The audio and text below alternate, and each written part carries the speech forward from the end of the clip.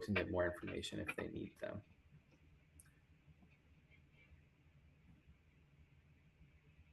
All right, our economic access department, also known as our money security programming, is our economic suite of programming that we do within NEKCA. So we have our VITA, the Volunteer Income Tax Assistant Program, that runs throughout the entirety of the year, but most specifically and at its busiest time is during tax season, where we are able to serve folks with getting them their income taxes, the income tax return done for them at no cost to them. Additionally, we also run throughout the year, we can assist folks with other related tax items such as homestead declarations or other things that may come up with some of the forms that the IRS releases.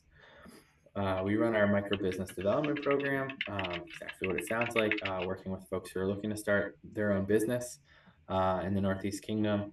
We've got a coach that's on that team that he himself has actually gone through the program, opened up a successful business, and now is, putting it forward and supporting folks the same way that he was supported back during his time opening up his business.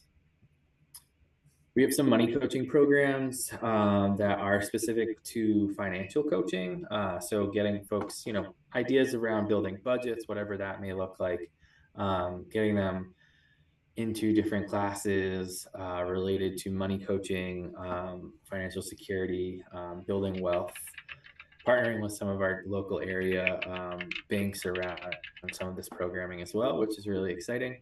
We also help folks, open up a savings account, look at savings on a long term, open up retirement accounts, thinking along those lines. We have an energy coaching program, which is basically financial coaching through a green lens. Unfortunately, that program will be coming to an end here in just a couple of months at the turn of the new year.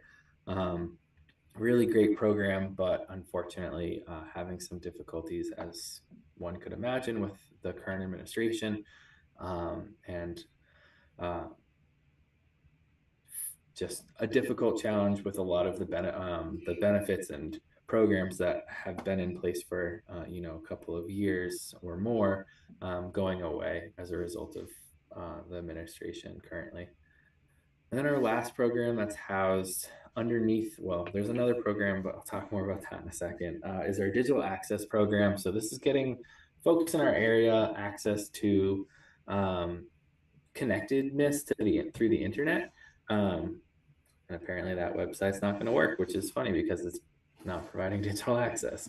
But our digital access programs currently are probably one of our, thinking about the suite of programs that I'm overseeing, is one of our underfunded well, they're all underfunded. It's one of our unfunded programs that we are doing to the best of our ability with kind of some of the support dollars that we still have left over from different grants that we've done with around digital access. And historically, it is a new program. So, we've only started taking kind of on that work in the past, I'd say 2.5 years or so.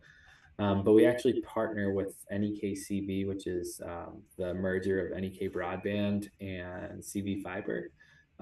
We partner with them a lot to get folks access to affordable internet, affordable connection to internet. So thinking about when there's an install going on at their house, whether it's a line drop from the road or running the wire actually to their house.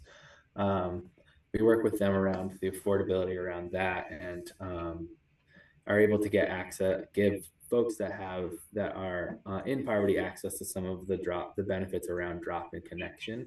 We also work with them to provide they provide a discounted rate for folks who are experiencing poverty, so that they can get connected to internet and get a $30 reduction in their monthly bill. We also work with folks around like digital skilling, getting them access, but also understanding what they're doing with that access. I think so much now we see folks kind of being scammed. And that is a lot of the work that we're doing right now, kind of across generations, of how to access all the important things that exist within the internet, for social connectedness, maybe access to jobs, access to education, whatever it may be, but also doing that in a safe manner.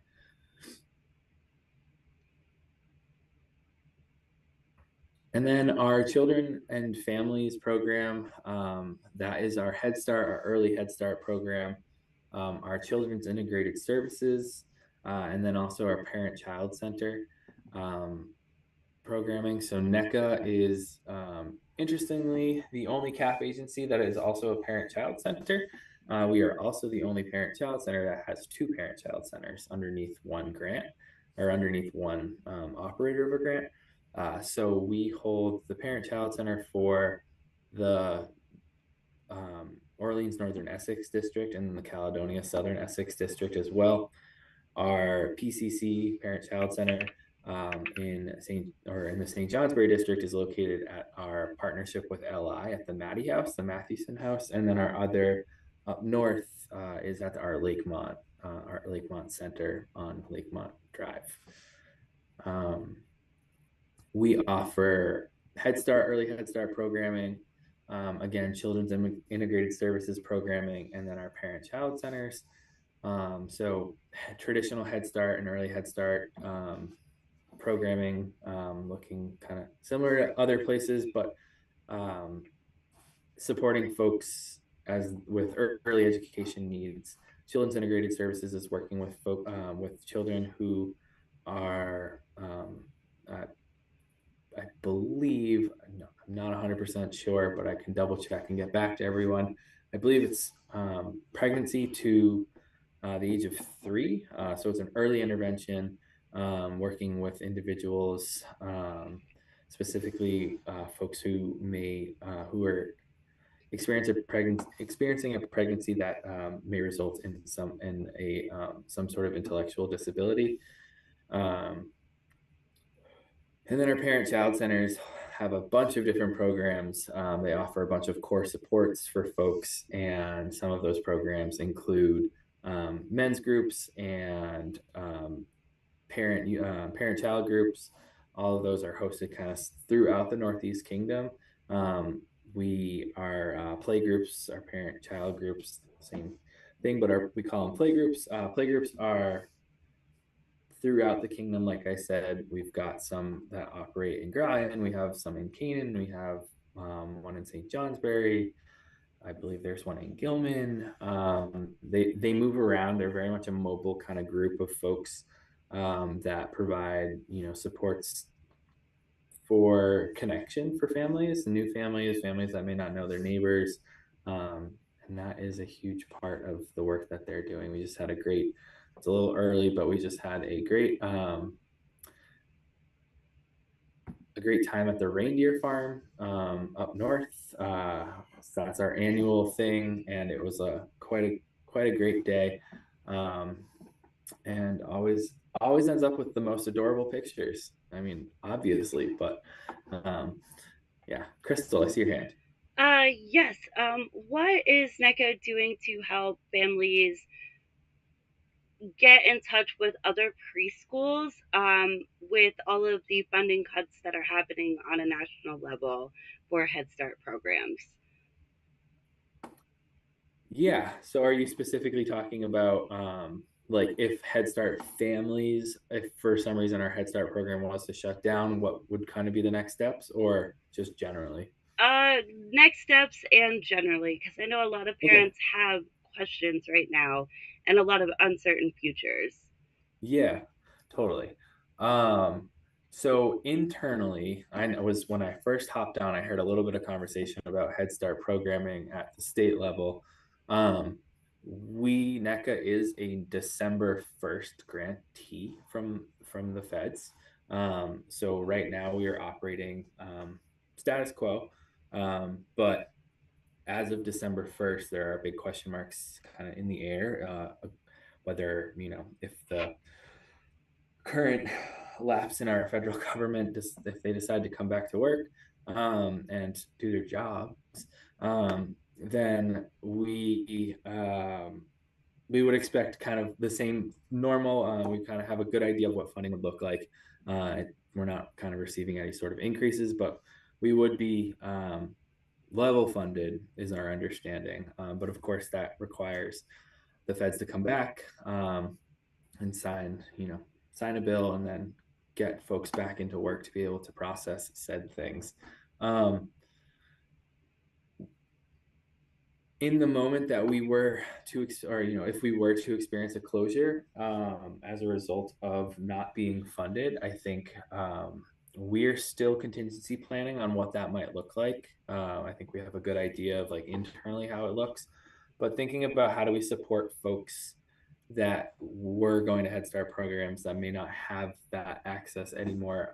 It's a great question that I think a lot of Head Starts nationally are facing. With like, what do we do?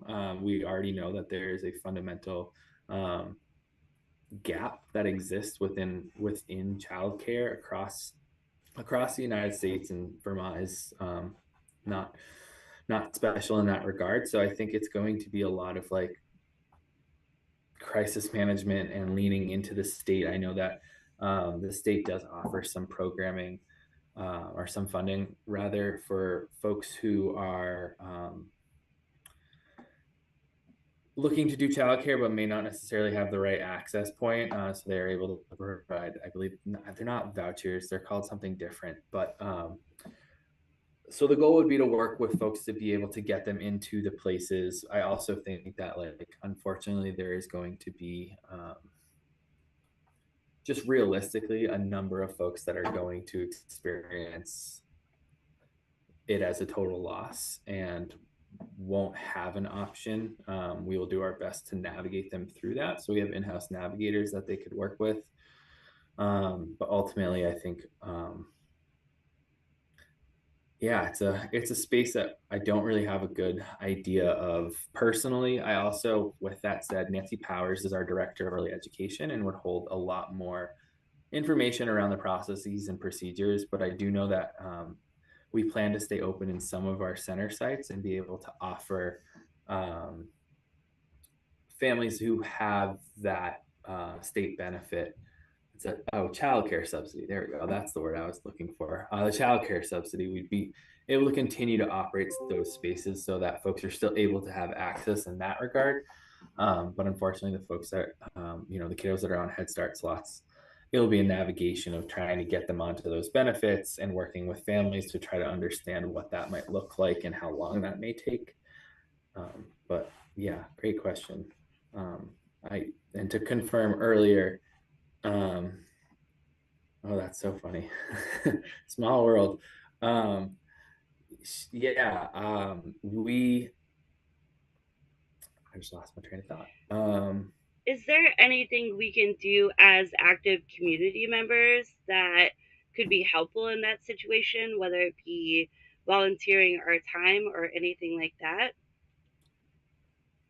um, I mean, I think everything at this time period is helpful. I think organization, as Indivisible has been doing, is extremely important to continue to like spread the word and have the masses. And I think as it relates to Head Start, and this is just me kind of high level thinking about it. I'm not Nancy would be the right person to talk to, and what I can do is reach out. She's on vacation this week, but I reach out to her. Well, I'll see her on Monday next week, and I can have a conversation with her, and either I'll connect her or I can reconnect back to you all with an email of kind of some next steps and any kind of thoughts around that. But Head Start at a high level, Head Start has some of the most intense requirements and programmatic requirements that like even our staff members are having challenges with right now. For instance, they require fingerprinting, and Vermont's program for fingerprinting is not up to snuff with what the feds want. So it creates a whole waterfall effect. But that's so I think there's some challenges in that piece. I think volunteering in spaces and places, I think that we could look at what that might look like within our center specifically. I know that they can always use volunteers, but again, a lot of the times that is a process because it has to go through because it's a Head Start site and it's paid by Head Start dollars. It has like, even when I go in the building, and I go in the building maybe 5 times a year. um, I'm fingerprinted and have the background screen and have the badge and have to do the whole thing. So um, but yeah, great question. I will definitely talk with Nancy a little bit more, and I'd be happy to loop back with folks and um, provide some more updates around that piece. Awesome. Um, so the last kind of bit of this was specifically speaking around crisis fuel warmth, and the programs that we operate for heating assistance throughout the winter months. I'm not gonna jump back into the website. It all looks the same. It just happens to be it happens to say warmth or emergency fuel assistance. I will jump in just to show a couple of quick things, but you can save that towards the end. So I'm going to start at the highest level and work our way down funding wise, at least how it presents in my head.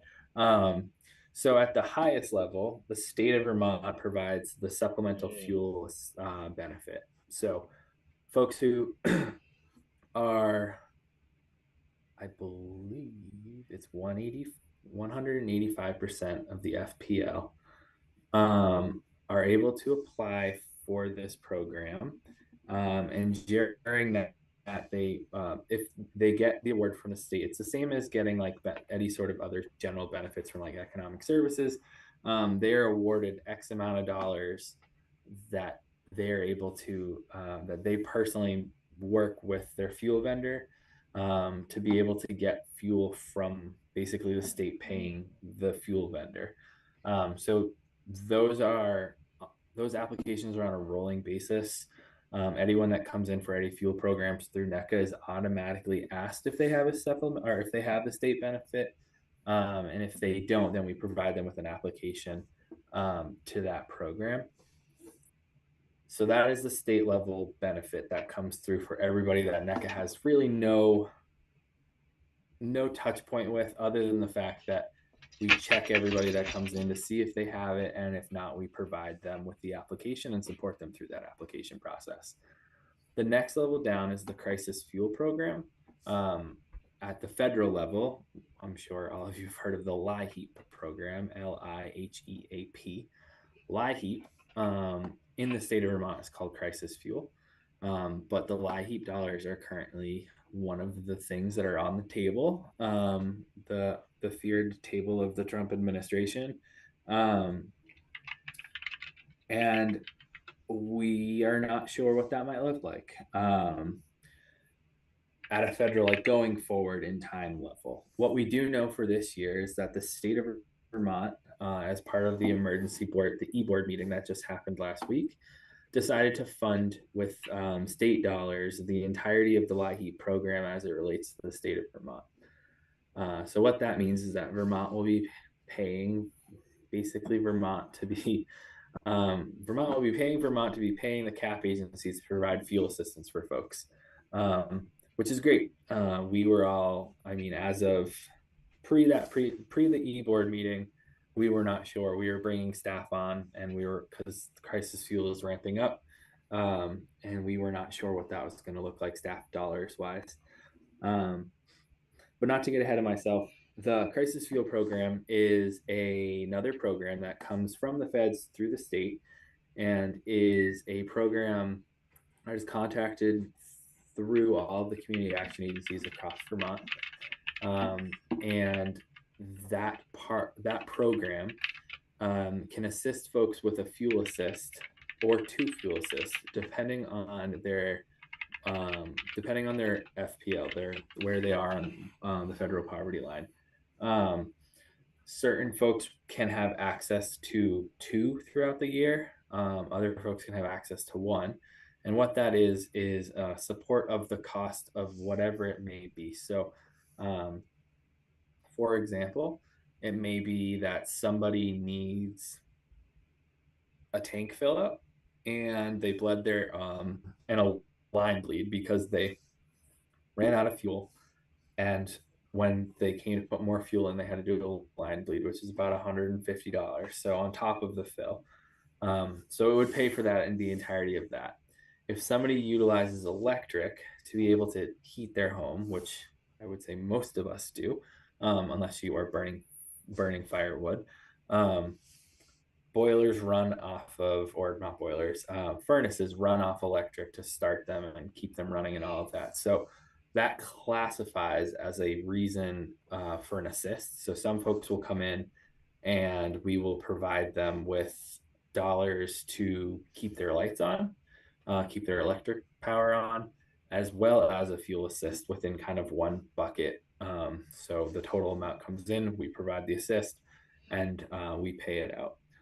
Last year, altogether, we spent about $180,000 on fuel assistance. Um, and we spent every dollar of it. And we went over. So the need is ever present.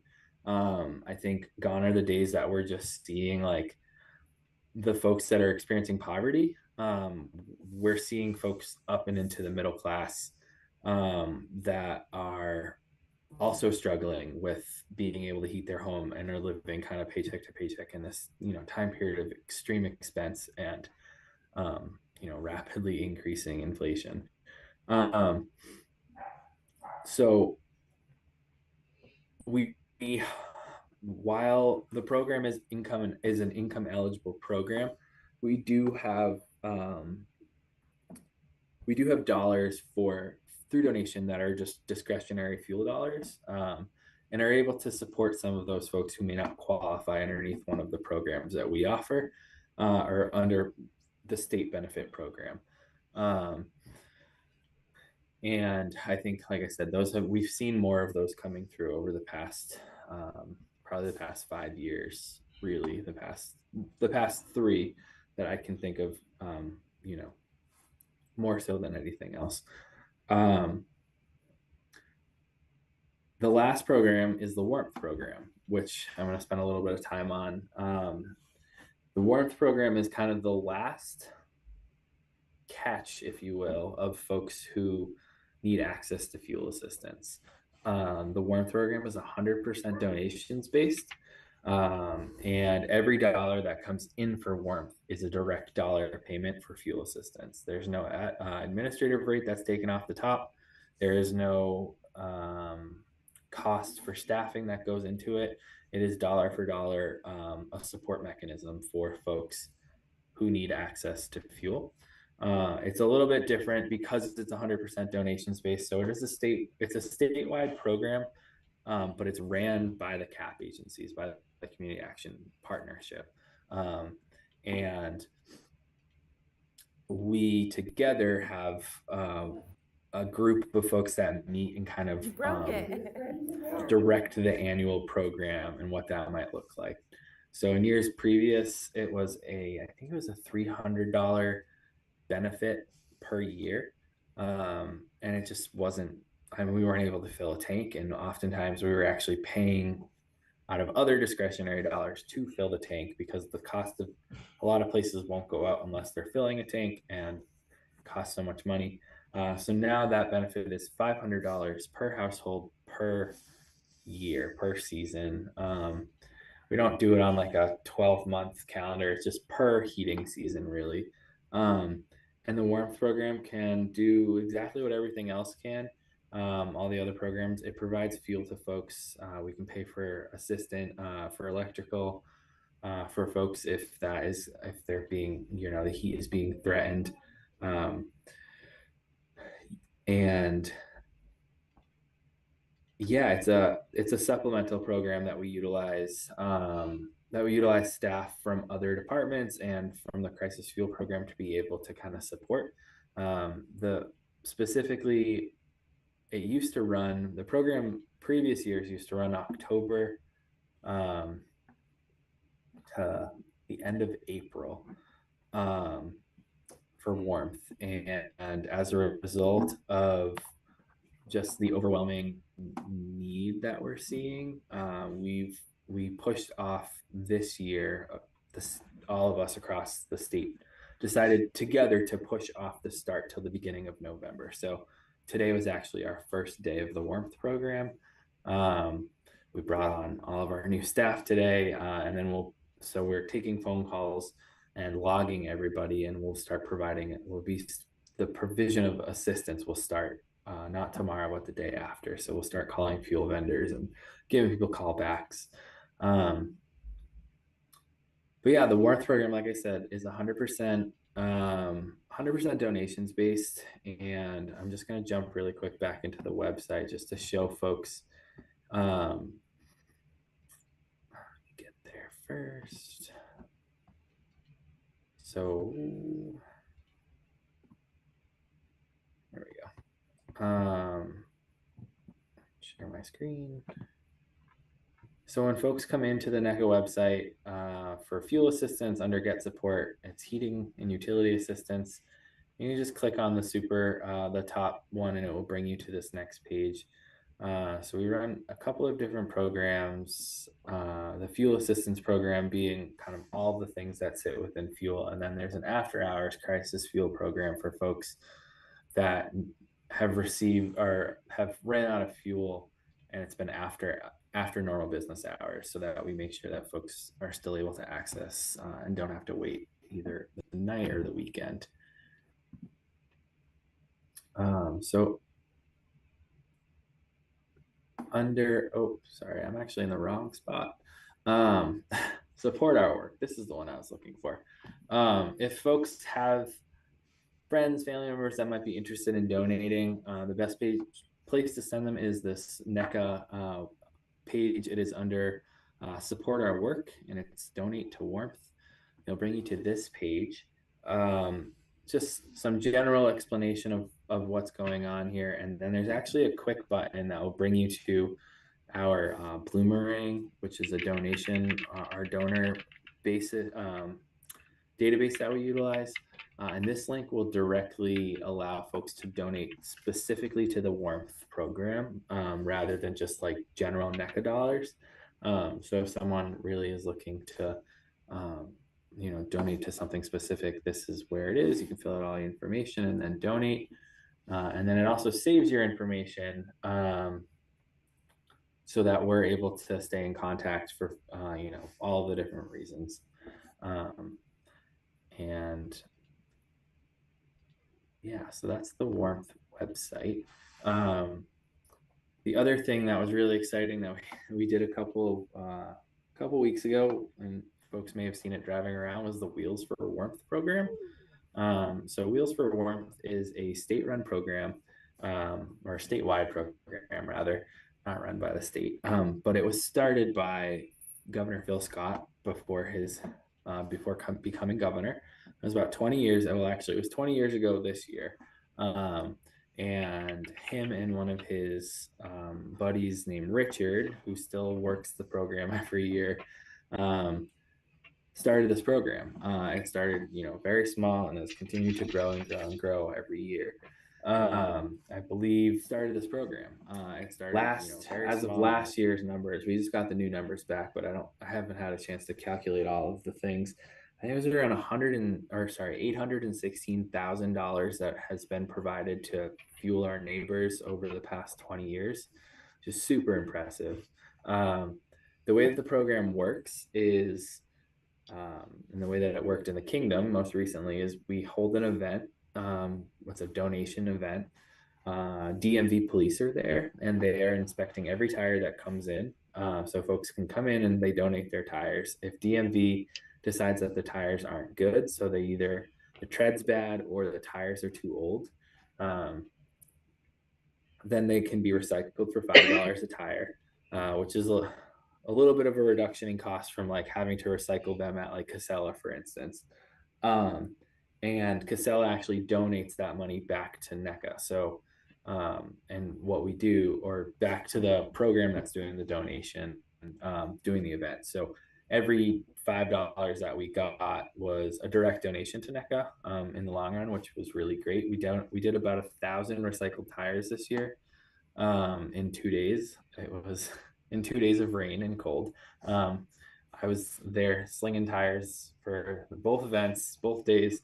Um, Ton of fun. This was our first year in the Northeast Kingdom, so we actually got approved to do this with the team like 3 weeks ago, or 3 weeks before the event started was happening, and we were able to like conjure up every effort that we possibly could to be able to hold the event at Calkins in Lyndonville. And Richard, who the guy who's been running it for 20 years, said, you know, one of the first times I ever did this, we got 10 recyclable tires and like less than 100 or sorry 10 donation tires and less than 100 recyclable tires. And this year, like I said, we did just shy of 1,000 recycled tires.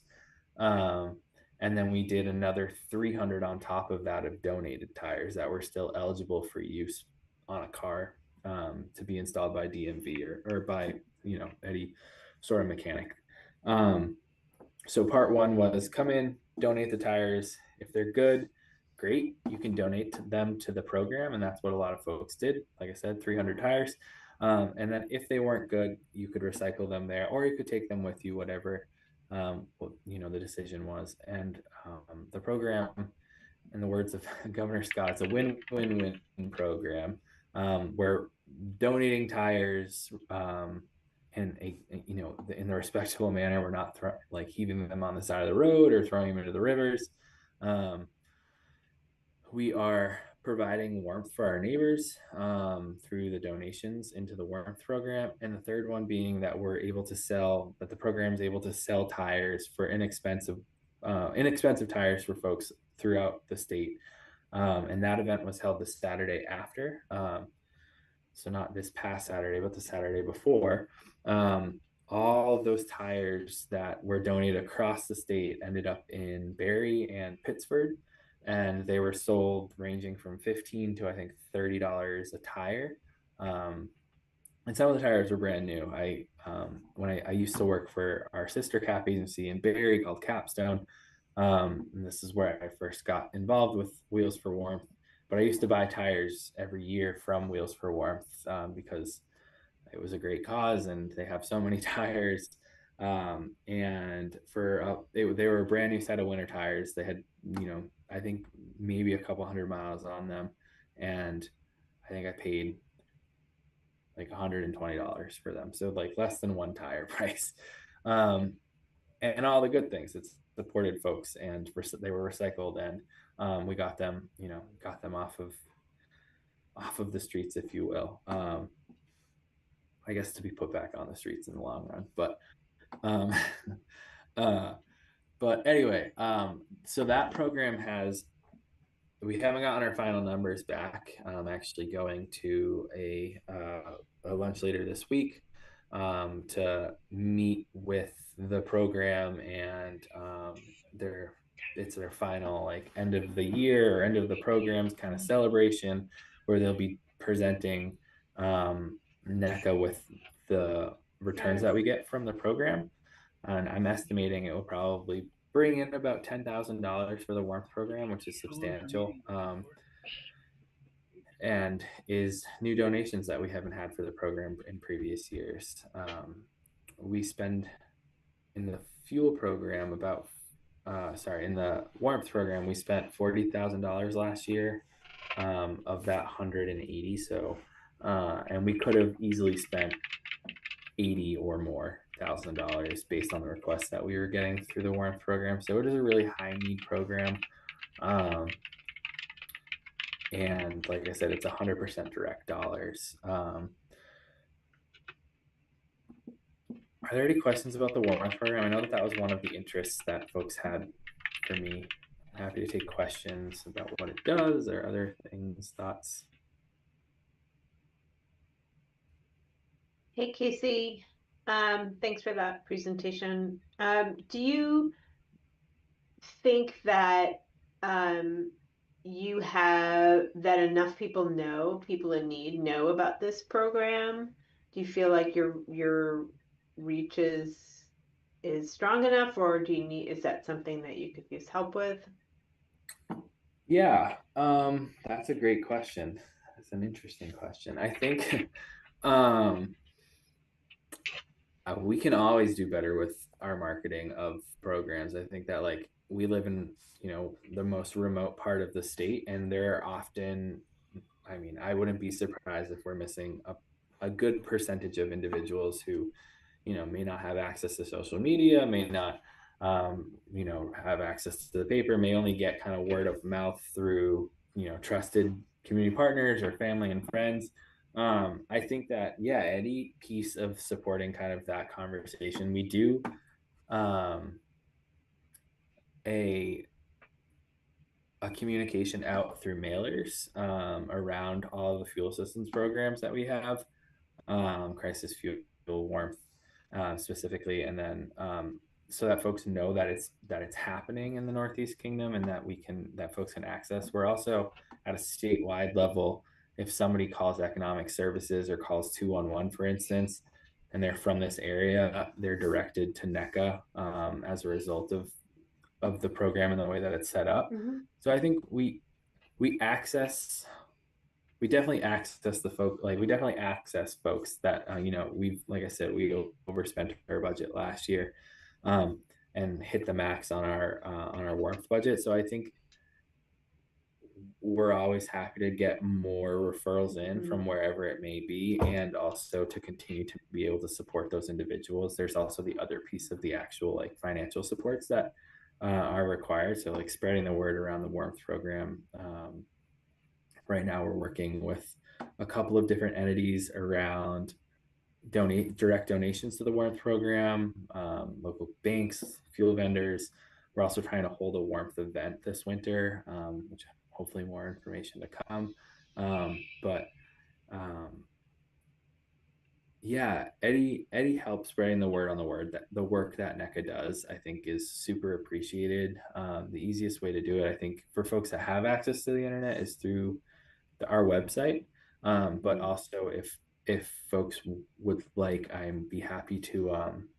We have a directory of services. It's a fold out that provides all the information of all the services on just a brief, like 1 or 2 sentences of what the program is.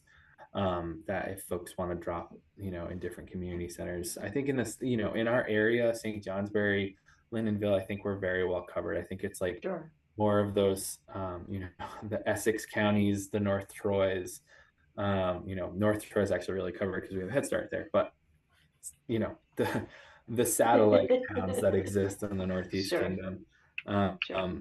If folks have any connection to places and spaces there, that we, always appreciate some hope there. Some hope, sorry, some um, Not help. such a Freudian slip. Yeah, hope and help. Thanks. Open help. Yeah, exactly.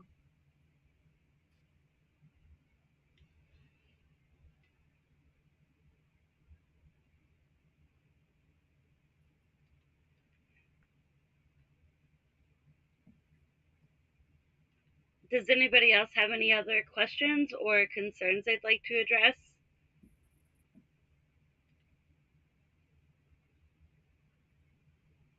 As folks, I would say one last piece, just thinking about, I know that you all have connected with Jenna O'Farrell, who's our executive director, at some level around food. I think she was working with Anne, I believe. Mm-hmm. So if there's any questions around food, please let me know.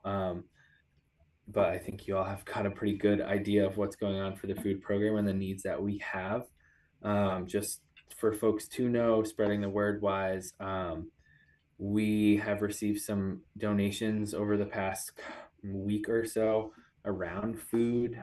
So this weekend, I raided the local Walmarts, and bought a bunch of food, and filled up our NECA van. And we had like a staging kind of site at our LI campus to set up 150 bags, which Ann and a couple of other folks helped with today. Um, and we have 150 bags of food that we're spreading throughout the Northeast Kingdom, which will be gone in a flash, unfortunately, because the need is so high. But we are working with our Vermont Food Bank partners to utilize some of the other donations to be spent over the next couple of weeks here through deliveries by the food bank. But if folks do know a family that may be struggling, please have them call that main line number. We're taking names right now, and we're trying to set up if someone can't get, if they're from wherever it may be, they can't get into the place. We're not necessarily able to do deliveries, but we're trying to figure out a plan for folks. And if that requires somebody going out, then we'll make the case to do so. But trying to get them connected, to their local, whether it's a Head Start building or one of our local food pantries, or one of our mobile unit events that are happening. We're trying to get that bag out to folks just to get them really through this week of no benefits, for SNAP, because likewise the state funded half of this month, through the same e-board measures. Um, but of course, folks are going to be without this entire week, which will be difficult for a lot of folks. So if you know anyone, please have them call the main line number, and we'd be happy to set something up. Do you know if NECA is going to be doing the Thanksgiving baskets or places where there will be Thanksgiving dinners for families? Yeah, that's No. a great question. We are doing a different looking turkey basket this year. Mhm. Um, we don't have the same resources that we did in years previous. We also don't have like the actual freezer space to store a bunch of frozen turkeys anymore, since we've moved out of our Lincoln Street site, which had like an industrial size freezer, um, like a walk-in rather. So this year we are working with local stores, to do a voucher program for folks to be able to go into the store and get access to, some sort of voucher, whether that be used for protein, so buying a turkey, or for buying the sides. We're also working with a couple of partners right now to see if we can get some more donations in. But the plan is, yes, to do something. We're working on, getting some more information out later this week. In the St. Johnsbury area, I know that, the Kingdom, Community Services has, I think, approximately like 60 or so turkey baskets that they're planning on doing, and I think that's by a phone, like first come first serve phone in basis. And then I believe there's some local meals, but I don't have a pulse on the times yet, from those places and spaces. But yeah, the plan is to, try to utilize our local partners. So Price Chopper in St. Johnsbury, White's in Lindenville, Shaw's in Littleton, Shaw's in Newport Derby, Price Chopper in Newport Derby, Kingdom Market in Island Pond, Colebrook, IGA in Colebrook, to try to spread as much as we can, so that folks have access points to be able to go and get that voucher. And again, we're doing it on phone. People can call in right now. We've got some folks that are taking names and putting them on a list for a callback, which those should start next week. And I think Shaw's in Lancaster too. I don't think Oh, right. Nope, I didn't. I forgot about that. Okay. No, that's perfect. Yeah, we have some gift cards. The only reason we're particularly using Shaw's is because we actually have some gift cards from last year for, the holidays. So we want to make sure that we can also use the resources that we have.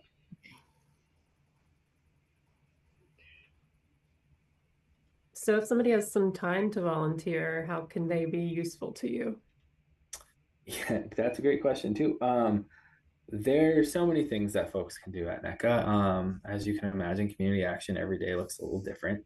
Um, I think locally, St. Johnsbury, I know that there's some folks that have application packets out for volunteer work right now. I'll drop my email in the chat, but folks can reach out to me and ask for a volunteer packet. I believe Anne also has a bunch of them as well. If folks fill those out, we do screen all of we do background screens for all of our volunteers because of the nature of all the programs that we support. But I think right now in the St. Johnsbury area, the hope is to try to extend some of our hours. So we're open 2 days a week at our food shelf in St. J. Um, the idea would be to extend those hours or support them with as much volunteer support as we possibly can. Right now, it's being staffed by a department that just so happens to also sit in the same building. Um, we had a more robust food program, but again, the threat to the community services block grant um, at the federal level has resulted in the decreasing of size and the restructuring of who's supporting them. Um, but that would be for St. J, that would be a big support. And then if folks are ever, if there's folks that are more local to like the Newport area, um, there's a laundry list of things that we can get you to do. Also based in the food shelves, but we also have the thrift store. And I know it's not necessarily, it's not necessarily the thing that folks are most struggling with right now, but we've got some great programs up there. Our restorative circle programs, our COSA programs, which are 100% volunteer supported, and support the community in an important but different way. And that's always an option as well. But I'll drop my email in the chat here for folks. And if folks A, have any other questions, or B, are interested in doing any sort of volunteering, then you can reach out to me and I can get the process going. And like I said, I think you can also talk to Anne. I believe she has a bulk of our volunteer applications currently. So I think she had a handful of them at our last meeting. Big stack. yeah. And we'll have some at our next after hours meeting. So if people want to sign up in person, they can definitely do so. Awesome. So Yeah. Anne who? Which Anne? Anne Moore. Okay. That's what I thought. All right. Great. Thanks. Yeah. And if you're interested, I can also send you, since Anne asked for them, we've been working on a PDF editable version because right now it was all being, you have to print it off and do the thing. So I'm working on completing that, and it should be done later this week so that I can send that out to folks so that you can just do it right on your computer and send it back. Okay. Yeah, let us know when you do that. We can definitely share that resource. Is there anything that we as community members can do to help with the holidays coming up? Not just Thanksgiving, but Christmas and things like that. Are you guys doing a toy drive, or do you guys work in tandem with another facility to do that? Yeah. So there is a toy drive. NECA does not run the toy drive in the St. Johnsbury area. I know I believe it's the Kiwanis that do, and then it used to be the fire department. I was gonna say and the fire department. So I think Kiwanis does it at a statewide level, but locally, I think the fire department does the toy drive. We do a toy drive up in our northern district because there wasn't anyone doing that. And if folks are interested in supporting in that, I can get you connected to the right person. Her name's Mary up north, and she but donations for toys, I would never want to pull away from our partners at the fire department, who are also our next door neighbors now. So I would recommend you drop them there. But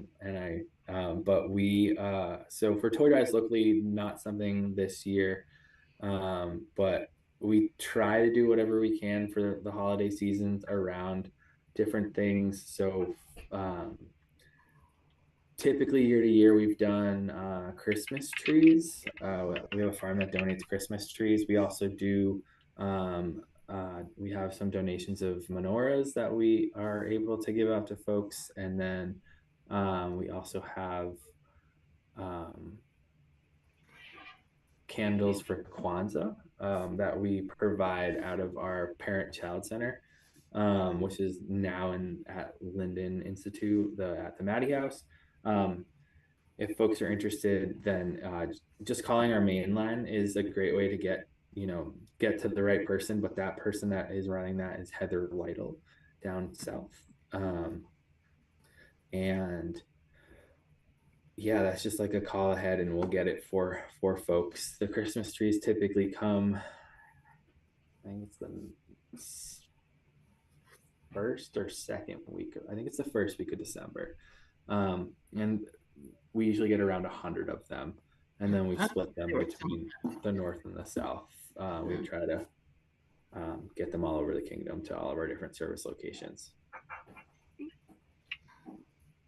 And then whatever we have for leftover food from Thanksgiving, not like more like leftover dollars, leftover donations, whatever, not the turkey that's been sitting on the table for a month and a half. Whatever donations that we have left over dollars wise, we try to get out to folks similarly for kind of the same mechanism for the holidays.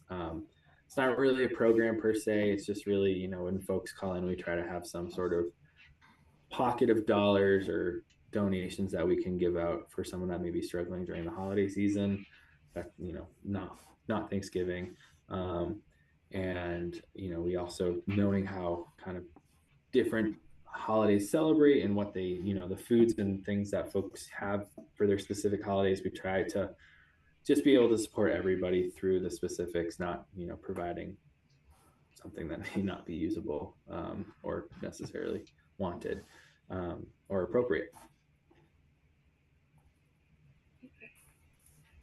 So you're going to put that application online for volunteering? Yeah, that's actually a great idea that I didn't think of. So yes, I will drop, once it's done, I'll send it to our website people and they can embed it as somewhere there with like support NECCA. I think there's a volunteer page there. In the interim, I'll finish working on it and I will send it out. Yeah, and then folks can message, send me an email, and I'd be happy to send it out that way as well. But I'll send it out to, we've got a couple contacts that I'll send it to. Okay. And I will take any resources that we could possibly pass on at any of our meetings. It will be a joy for me to collect them all, I promise. I so much appreciate that. We're working on our new food access directory. So we do a biannual food access directory. Used to be quarterly, back in the days of COVID funds and all of the dollars that we didn't know what to do with, which is such an interesting contradiction to where we are now. So we have, because of the cost of printing and all of that, we've gone to a biannual. Actually, it makes sense because things don't really change in the summer and the fall. They're kind of the same, and then the spring and the winter are kind of the same because of the weather. But we are working on our new one for the winter spring of 25-26, and that will be going. That's still probably reasonably, I'd say I'm about a month or so out, and that will also go on the website as well. We have it's under our food programming, and that is a PDF version of the manual, or of the food access directory. I believe there's one online right now. It is outdated, I'm sure. I know because people have reached out to me and said, hey, the hours have changed, but we are working on updating that, and that will get reposted as well. But if folks do have questions, you can direct them to that. It may not be 100% correct, but what it does well is it identifies the locations that exist throughout the Northeast Kingdom and what they do, and also provides contact information, contact point for them, for folks that are in need, that they can reach out and call and say, hey, I saw this and you are still here, are you doing the thing? But the new one should be probably coming out, I'd say right around this time in December. Yeah, I'd like to do some volunteering. I worked for NECCA for 31 years and retired now, and I'm going to be moving next door, so it would just make sense to put some hours in. Great. Yeah, we will happily take you back. Whether it's the food shelf or, Yeah. I know the staff that's been there for a long time. Awesome. Well, if Linda, if you want to reach out to me via email, I can get you connected and fast tracked in. I'll get you you'll be the first person that fills out the I mean, I PD. still work a little bit. I'm not like, but I would be happy to put some hours in once I move Great. next door, which is soon. Awesome. Appreciate it. I miss it. Okay.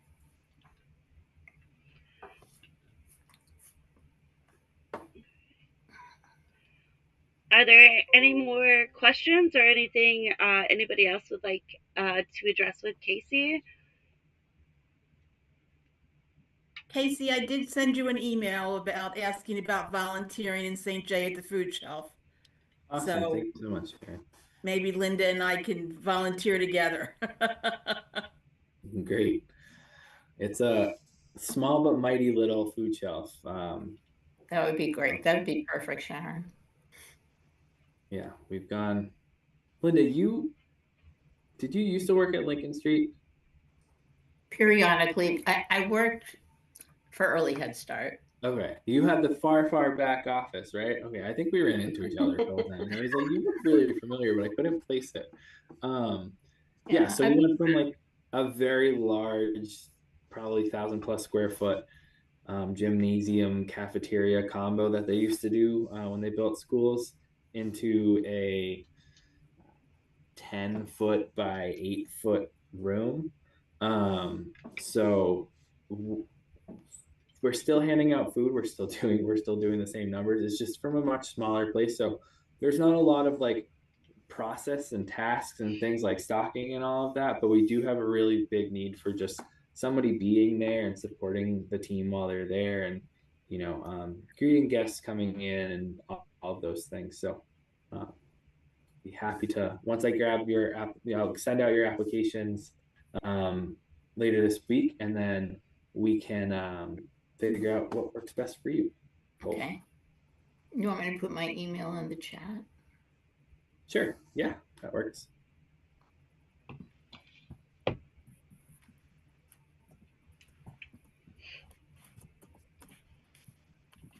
This was really great, Casey. Thank you for sharing. I had no idea that NECCA was involved in so many things in the community. So thank you for all your work. Of course. Thank you for the invitation. I really appreciate the time, and anything to do to spread the word of NECCA, I'm always up for it. Well, we really appreciate you coming on here and dedicating your non-business hours to talking about this stuff. Anytime. If there's anything else I can ever come back for, please do reach out. I'd be happy to. Okay, thank you. I will make you regret that, but And if for anybody out there watching or didn't feel comfortable enough to ask questions, make sure you check them out on their website. It has been shared on the chat many times. So, and if you ever have any other questions, reach out to the Indivisible people in St. Johnsbury, and we'll get you directed to where you need to go. Thanks, everybody. It's really great. Thanks, Casey. thank Thank you so you. much. Thank Have you, a good night, Casey. everybody. Coming.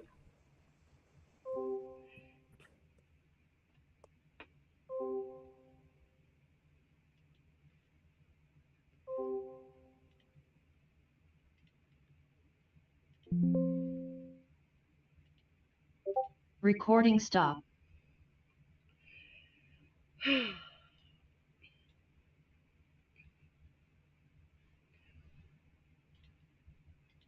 Yay!